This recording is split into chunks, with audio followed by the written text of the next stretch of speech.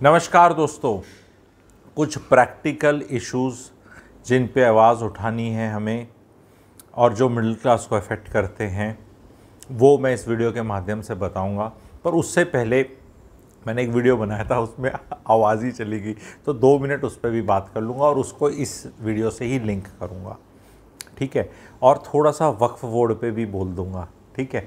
तो बड़ा मज़ेदार रहने वाला है। इस चैनल पे कई दिनों बाद वीडियो बन रहा है। मेरे को छोटी सी चोट सी लग गई थी तो थोड़े दिन उसमें क्योंकि आप रियलाइज़ करते हो जब चोट लगती है तो कहते हैं हाथ में चोट लगी है तो मुंह से बोलना है, तो वीडियो क्यों नहीं बनाया। तो पता चला यार बिना हाथ के बोला ही नहीं जाता, हाथ ना उठे तो ऐसा बोला भी नहीं जाता। एटलीस्ट मेरे केस में मुझे ऐसा लगा बाद में, ठीक है। तो पहले तो आदरणीय पीयूष गोयल जी ने हमारे स्टार्टअप कल्चर वालों को जो इस तरह करके बोला कि भाई तुम क्या स्टार्टअप कर रहे, ये इनोवेशन है, ये गरीब लोगों की गरीबी का फ़ायदा उठा के तुम उन्हें अमीरों को खाना परोसने और घर पे पहुंचाने में स्विगी जोमेटो, ये कोई इनोवेशन है? ये टिपिकल इंडियन पेरेंट माइंडसेट है जी, typical Indian middle class parent ना, कि देखो उसके बच्चे देखो, चाइना के बच्चे देखो, ठीक है, पड़ोसी चाइना के बच्चे देखो, वहाँ के देखो, हमारे तुम नलायक हो, तुम कुछ कर नहीं रहे, तुम ये काम कर रहे हो, ठीक है। ऐसे तो इंडियन पेरेंट्स परवरिश करते हैं। देखो पेरेंट फिर भी गेट अवे कर सकते हैं, माई बाप सरकार नहीं कर सकती। ये जो माई बाप सरकार है हमारी 11 साल से, जो 56 इंच वाली हमारी सरकार है, ये अब ऐसे नहीं बोल सकती। ये रनिंग आउट ऑफ आइडियाज़ हैं क्या? आपने इकोसिस्टम में क्या किया? अदानी जी अंबानी जी का क्या किया? उनके पास इतना पैसा है, वो इनोवेशन में कहाँ खर्च कर रहे हैं? एक गरीब लड़का, एक मिडिल क्लास लड़का स्टार्टअप पे 10-20 करोड़ लगा दे इनोवेशन के नाम पे, और फिर उसको पता नहीं मार्केट किधर है, क्लियरेंसेस किधर आएंगे, क्या आएंगे, प्रोडक्ट बिकेगा नहीं बिकेगा, क्या है, वो कहाँ से रिस्क ले लेगा यार? ये जो आपके दिग्गज बैठे हैं इनसे सिर्फ पूछ लें कि टोटल टर्नओवर या टोटल प्रॉफिट का क्या रेशो ये फ्रेश R&D पे लगाते हैं, और उसको केवल गूगल और टेस्ला वाली जो अपने एलन मस्क वाली हैं और ये माइक्रोसॉफ्ट, इनसे कंपेयर करके देख लें। ये डाटा दिखा के मैं जलालत नहीं चाहता, बिकॉज मैं भी भारतीय ही हूँ। मैं यहाँ से जर्मनी में बैठा हुआ नहीं हूँ, मैं यहीं बैठा हुआ हूँ। मुझे भी बुरा लगता है, हम ज़्यादा ये बताकर कोई फ़ायदा नहीं है। बट भारत देश वालों को, देशवासियों को हमें एक्सेप्ट करना है कि भाई इतना ही अकल है यार, हम में ज़्यादा दुखी होने की ज़रूरत नहीं है। ये भारती एयरटेल और जियो ने कुछ नहीं किया, ये स्टारलिंक से टाइप करके सब बिचौलिए के काम ही कर रहे हैं। सब जगह स्पेक्ट्रम बिक रहा है, कहीं पोर्ट बिक रहा है, कहीं पे कोई राइट्स बिक रही हैं किसी चीज़ की, और कहीं ये सब एसेट्स और रिसोर्सेज ही बिक रहे हैं जो बड़े लोग अब बन रहे हैं। कौन इनोवेशन कर कर कौन सी कंपनी इंडिया में अभी अमीर हुई है, तो आप बता दो। सब यही बेच रहे हैं। ये इन कंपनियों को ना कोई AI ने इफेक्ट करना है, क्योंकि ये सीमेंट है। अब AI से पता नहीं, सीमेंट की तो ज़रूरत रहेगी अगर कहीं इंफ्रास्ट्रक्चर चाहिए। तो जो मीडियोकर पने से भी थोड़ा हम कम हैं, हमें एक्सेप्ट करना चाहिए। और वो क्यों, कौन कौन से मुद्दे हैं जिन पे हमें हल्ला थोड़ा सा ज़ोर लगाना चाहिए और बोलना चाहिए, वो मैं बताने की कोशिश करूँगा, क्योंकि मेन टॉपिक मेरा वही रहेगा। और पीयूष गोयल जी को इस तरह नहीं बोलना चाहिए। कई बार क्या होता है ना, जब चीज़ें ख़राब हो तो अगला आदमी, जैसे कहते हैं ना भरा बैठा हुआ, हरियाणा में बोलते हैं ना, भरा बैठा है किसी कारण, जो मिडिल क्लास बैठी है, ज़्यादा लोग बैठे हुए हैं, महंगाई हर जगह दिख रही है, ठीक है, कुछ अपने को आता दिख नहीं रहा, और ये इस तरह के लेक्चर और मिल रहे हैं ऊपर से कि तुम में ही कसूर है, तुम में ही कसूर है। 100 करोड़ को घर बैठे अनाज देंगे, बाकी तुम स्टार्टअप कर लो और देश को नाम रोशन कर लो। तो ये गलत है। इसमें समटाइम्स ऐसा कहने का मन करता है कि यार बस चुप रह लो, बोलना ज़रूरी नहीं है। हम तुम्हारी हेल्पलाइन तुम खोलोगे, तुम्हारे अधिकारी के अगेंस्ट हम वो करेंगे, वो हेल्पलाइन वाले को, ताकि हेल्पलाइन वाला बोलेगा कि देखो इसकी कंप्लेंट आई है आपके खिलाफ, है। ये क्या सिस्टम है? कोई आप सिस्टम को, आपको अगर फीडबैक ही चाहिए तो ट्विटर पे जो फीडबैक मिलता है, यूट्यूब पे मिलता है, व्हाट्सएप जो सोशल मीडिया के माध्यम से मिलता है, उसको अब्जॉर्ब कर लो ना। वहाँ तो जो फीडबैक देने वालों पे जो बाकी लोग होते हैं, कहते हैं जॉर्ज सोरोस के एजेंट हैं जो फीडबैक मिल रहा है। हेल्पलाइन पे जॉर्ज सोरोस के एजेंट नहीं आएंगे क्या? वहाँ फिल्टर, वहाँ जेन्युइन आदमी आएगा। अरे जेन्युइन आदमी के पास टाइम नहीं है। वो ट्विटर पे मैं देख रहा था, एक जेन्युइन एंटरप्रेन्योर, जब ये बात बड़ी वो थ्रेड चल रही थी पीयूष गोयल जी वाली ऐसी, और वो बोल रहे हैं कि यार तुम्हारा फॉर्म भरने के अलावा कोई काम नहीं है क्या एंटरप्रेन्योर को? कभी यहाँ भर दो, कभी वहाँ भर दो, कभी ये कर दो, कभी वो कर दो, और कोई काम नहीं है क्या एंटरप्रेन्योर को? तो दिक्कतें हैं उनको। पब्लिकली जब फीडबैक आ रहा है, वो कह रहे GST आराम से मिल जाता है, वो बाकी जनता रो रही है कि नहीं मिल रहा हमें जो अप्लाई कर रहे हैं। वो बोल रहे हैं नो नो नो नो, वो डिपार्टमेंट वहाँ जाता है, ये तो आराम से होता है। तो यानी जनता बावली बूच है, जो रोने वाले बावली बूच हैं इसका मतलब।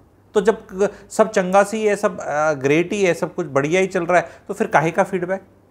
महाकुंभ कर रहे थे स्टार्टअप्स का, ये महाकुंभ करके ये इकोनॉमिक्स है इंडिया की। अभी महाकुंभ हुआ था तो कितने हज़ार करोड़ बताए उसमें कमा लिए गए। तो कर लो ना ऐसे ही महाकुंभ, भव्य भव्य भव्य भव्य भव्य कर लो कुछ। 65 करोड़ लोग आए और इतना वो, तो हर 6 महीने महाकुंभ कर लो। जैसे पीयूष गोयल जी बोल रहे थे महाकुंभ ऑफ स्टार्टअप्स पे बोल रहे थे, महाकुंभ एक वर्ड पकड़ लिया। ये इवेंट मैनेजमेंट कंपनी वाली टाइप सा चल रहा है सरकारी तंत्र में। 11 साल से कुछ भव्य भव्य हो रहे, G20 कर ली भव्य, यहाँ कर लिया भव्य। ये भी एक अच्छा इकोनॉमिक मॉडल हो सकता है। मुझे जैसे मध्य प्रदेश में कई लोग रहते हैं, बताते हैं अच्छा सिस्टम है वहाँ पे कि एक्टिविटी करो, कोई भी सत्संग टाइप करो तो टेंट लग जाएगा, लोग आ जाएंगे, चढ़ावा आ जाएगा, और स्पीकर लाउड स्पीकर वाली आ जाएगी, केटरर कुछ आ जाएगा, प्रसाद वगैरह हो जाएगा। तो अपने में इकोनॉमिक सिस्टम है, टेंट वाले का, कुर्सी वाले का, लाउड स्पीकर वाले का, दान दक्षिणा वाले का, और वो है। तो या तो मान लो कि हम ऐसे देश हैं, जैसे कि हिसार एयरपोर्ट से पहली फ़्लाइट चल रही है अयोध्या के लिए, हिसार से बेंगलुरु, तो फिर बोले भी हिसार से अयोध्या के लिए फ़्लाइट कर रही है, बहुत बढ़िया हो गया, हिसार का भला हो गया, डबल होगी रियल एस्टेट वहाँ पे। तो वहाँ बेंगलोर क्यों नहीं जा रहे, वो क्यों खोलने की ज़रूरत थी वहाँ पे फिर हिसार में।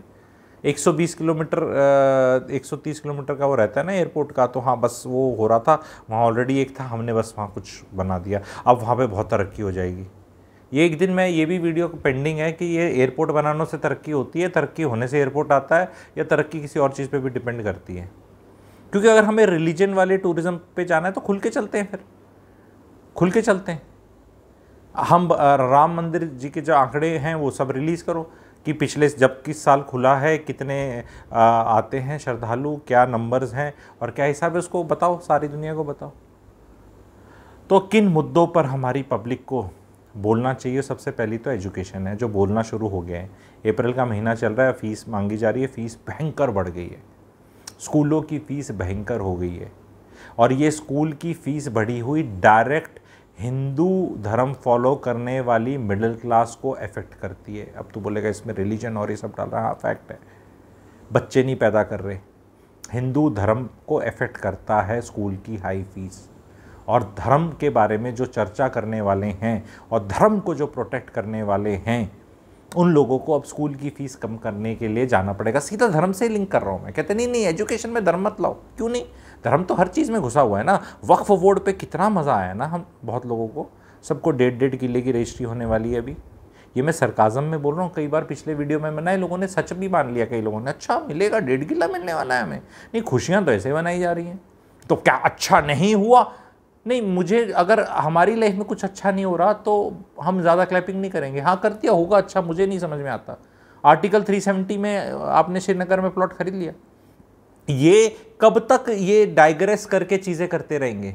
ट्रिपल तलाक का रुकने से मुस्लिम्स का, क्या हिंदुओं की मैरिज की क्वालिटी बेटर हो गई है? क्या हिंदुओं के डिवोर्स कम हो गए हैं?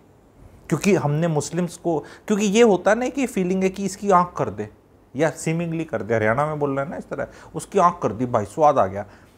ये आता है, स्वाद आता है कुछ ऐसा करके कि ऐसा हो गया, तो स्वाद कई लोग लेते हैं, बट प्रैक्टिकली लाइफ में तो कुछ नहीं होता ना।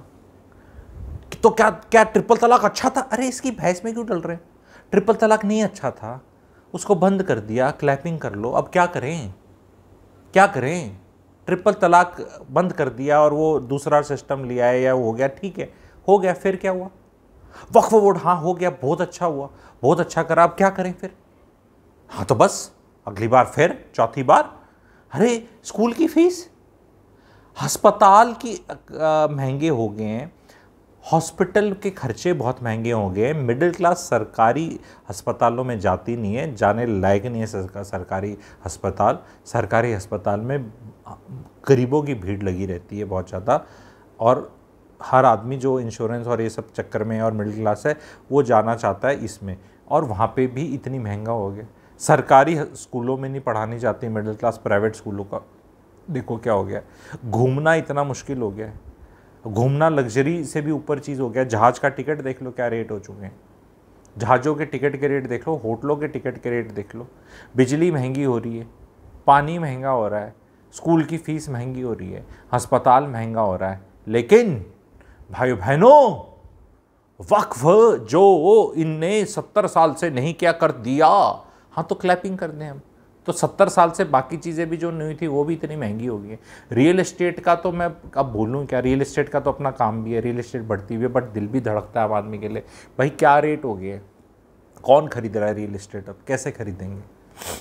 इंसान घर नहीं खरीद पा रहा, स्कूल में बच्चे नहीं पढ़ा पा रहा, हॉस्पिटल में इलाज नहीं करा पा रहा, तो एज ए रिज़ल्ट क्या है, वो शादी नहीं करना चाह रहा, बच्चे नहीं करना चाह रहा। और ये कौन से धर्म के लोग हैं, कौन सी क्लास के लोग हैं, फिर धर्म खतरे में है या नहीं है। क्या धर्म को फॉलो करने वाले लोग ही डिफाइन करते हैं कि कौन सा धर्म खतरे में है या नहीं खतरे में। तो ये कहाँ है, धर्म के ठेकेदार किधर हैं जो हर चीज़ में ये सब रिजॉइस वो हो रहे हैं, वो क्यों नहीं आवाज़ उठाते। क्योंकि ज़्यादातर तो जो लोग 60s में जा चुके हैं, जो कि बहुत ही ये सब बातें व्हाट्सएप फॉरवर्ड्स करते हैं, उनके बच्चे तो पढ़ नहीं रहे, उनके तो ग्रैंड चिल्ड्रन पढ़ रहे हैं। They are least interested, grand children की फ़ीस कितनी हो रखी है, उन्हें तो मज़ा आ रहा है बातें करने में। तो ये 4-5-6 मुद्दे हैं जो मेरे हिसाब से मिडिल क्लास को उठाने चाहिए, वोसिफरसली उठाने चाहिए और इन पे डिस्कशन होना चाहिए। ये ध्यान भटकाऊ जो चीज़ हैं, इनमें जनता लगी रहेगी, ड्रीम 11 में लगी रहेगी, IPL में लगी रहेगी, वक्फ बोर्ड की सेलिब्रेशन में लगेगी। अब कुछ ये IPL मई तक टाइम पास हो जाएगा, जून में फिर कुछ ले आएंगे। पर ये जो लोग लाते हैं, ये they are running out of ideas very soon, because you can fool few of the people all time, you can fool all the people few times, you can't fool all the people all the times. तो फिर क्या राहुल गांधी को लिए आए, अब ये सब नहीं, राहुल गांधी को नहीं लाना है, पर इनसे भी सवाल ना पूछें, कुछ बोलो, जॉर्ज सोरोस, राहुल गांधी बिक गए, कुछ मुंह खोल लो। सबसे बड़ा दुर्भाग्य ये है कि जो एक्चुअल इश्यूज़ है, जब उनको रेज़ करो तो आपके फेलो जो कंट्रीमैन हैं, जब वो ये मूर्खता दिखाने लगें, सवाल पूछने वाले को ही चुप करने लग जाएं, तो फिर क्या हो गया। IT वालों ने सोशल मीडिया पे अगर तुम्हारे वो देख लेंगे तो क्या हो जाएगा, तो क्या हो जाएगा। जब यही ऐसे बोलने लग जाएं, फिर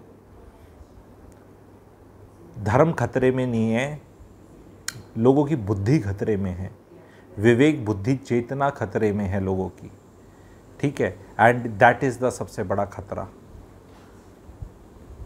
मिडिल क्लास का वजूद खतरे में है। स्कूल की फ़ीस पे ना कर पाना बहुत बड़ा स्ट्रेस है पेरेंट्स के लिए। उस पे अलग से अगर आप वीडियो चाहते हैं कि मैं अगर हूँ तो क्या करना चाहिए, क्योंकि गवर्नमेंट तो नहीं आने वाली स्कूल की फ़ीस कम कराने के लिए। आधे से ज़्यादा स्कूल पॉलिटिशियनों के ही हैं। आप चेक कर लेना कहीं पे भी, अगर इंडिया में टोटल प्राइवेट स्कूल 100 हैं तो 50 से ज़्यादा तो डायरेक्ट पॉलिटिशियंस ओन्ड हैं नाम से, और बाकी 50 में भी इनकी साझेदारी होगी, डायरेक्ट या इनडायरेक्ट।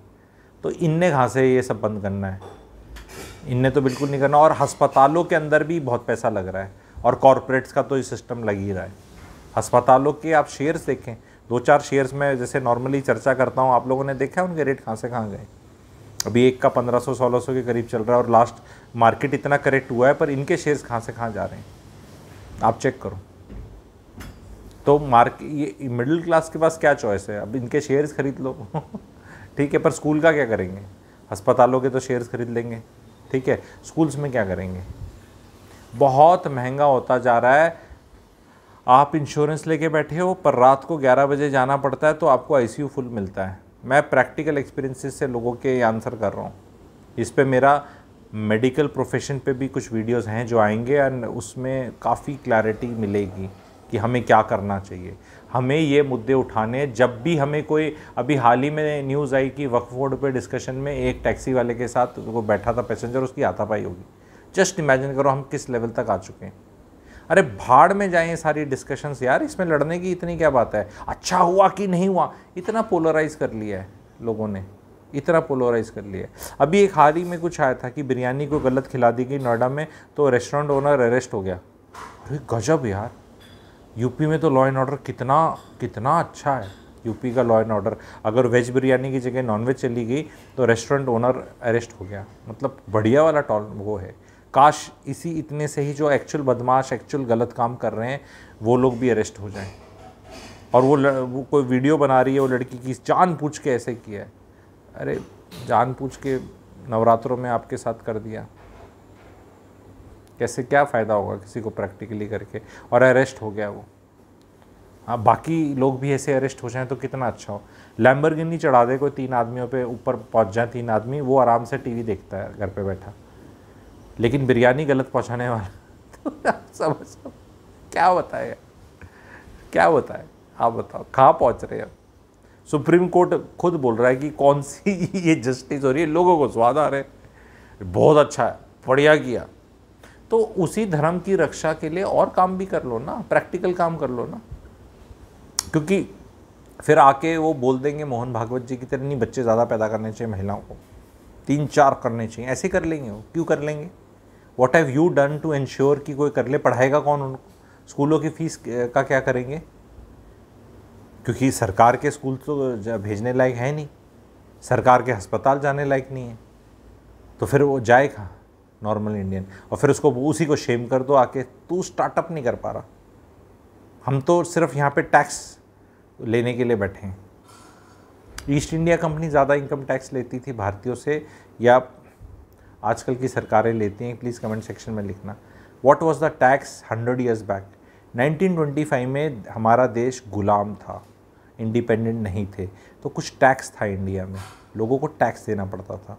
वो कितना टैक्स था आप बताएं, और आज कितना टैक्स है वो आप कैलकुलेट करें, और टैक्स किस तरह से चार्ज कर रहे हैं उस चीज़ को भी आप देखें, सोचें और समझें। कैसा लगा वीडियो बताएं, कई दिनों बाद बना था। ये हमें इश्यूज़ रेज़ करने चाहिए, नहीं करने चाहिए, आप बताएं। चैनल को लाइक करें, सब्सक्राइब करें, शेयर करें, एंड सब्सक्राइबर्स थोड़े मेरे को लगता है बढ़ाने पड़ेंगे, आप लोग को कोशिश करनी पड़ेगी दिल पे हाथ रख के, क्योंकि देखो लाख का आंकड़ा टच करेंगे तो फिर मुद्दे और बड़े लेवल पे भी सुने जाएंगे, ऑलरेडी सुने जाते हैं पर और लेवल बढ़ जाएगा, क्योंकि यूट्यूब के एल्गोरिदम में lakh is a very important number. 10,000 is a good number, then becomes a lakh, शुरू का इज़ 1,000।